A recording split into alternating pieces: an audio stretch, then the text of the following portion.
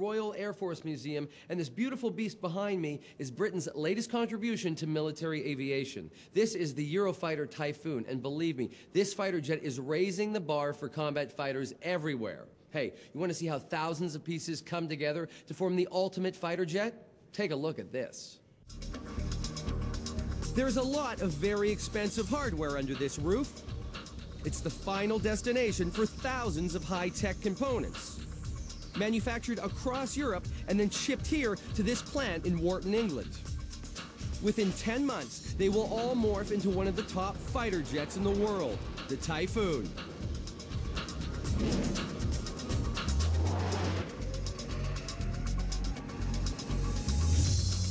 It's almost like piecing together a giant puzzle. The airframe contains almost 3,000 cables. Each one is tested, making sure there are no breaks, cross cords, or cables going to the wrong place. Next comes the critical cockpit hardware that assists the pilots during their missions. We install over 170 what are known as LRIs, line replaceable items, which are effectively the computers in the aircraft. So you think of the aircraft on a whole as over 200 individual computers that actually fly along and make one airframe.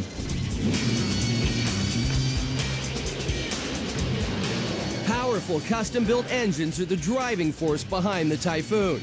And you know what? They don't come cheap, clocking in at several million pounds each. This is an EJ200 engine, which is built specifically for the Eurofighter Typhoon project. The engine is digitally controlled, wireless from the cockpit. It basically gives almost one-to-one thrust-to-weight ratio, which essentially means that the aircraft, if it was sat on its back end, could lift itself off the floor. It takes 4 people to install each engine into the aircraft. The engine hoists work like a fishing line. Once attached, they wheel the line in, lifting the engine into the aircraft. Once the engine's in place, it's essentially held into the aircraft purely and simply by one large nut on the top of the aircraft and 2 small pit pins that hang on 2 arms that hold off the rear fuse. And that's purely it that holds the aircraft in. Thanks to improved design, manufacturing, and composite materials, the Typhoon is astonishingly light, weighing in 50% less than its predecessor, the Tornado. Perhaps the most important safety feature of the aircraft is the Mach 16 ejection seat. It's the pilot's only chance of surviving enemy fire or a technical malfunction. They arrive at this plant fully loaded and must be installed immediately for safety reasons. If we actually walked across there now, remove the safety pins and pull the handle, it would operate as an ejection seat would operate. It would make an extremely horrible mess of my hangar roof, and there would be little bits of body parts floating around. Thank goodness they've come a long way. Early ejections could be violent, resulting in serious injury or death. Even with today's advances, an ejection is very physically demanding on the pilot. The force on the pilot's back is immense and can compress his spine by up to 3 inches at the immediate point of jettison. You can imagine the guys have to undergo a rigorous medical examination post-ejection. Once the aircraft is fully loaded, it's hooked up to a computer and put through its final paces. Then it's off to the weigh-in.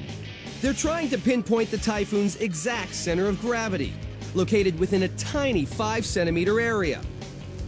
That critical information is processed into the flight control computers, which control the stability of the aircraft when performing its maneuvers.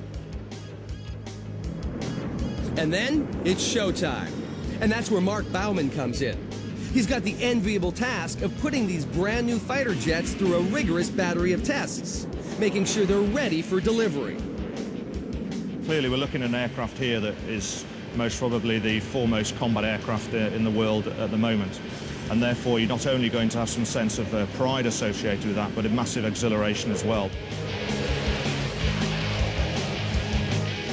We've moved on in aviation now where the pilot in one particular aircraft like the Typhoon is most probably doing the same level of work as a whole squadron of aircraft were able to do 30 or 40 years ago.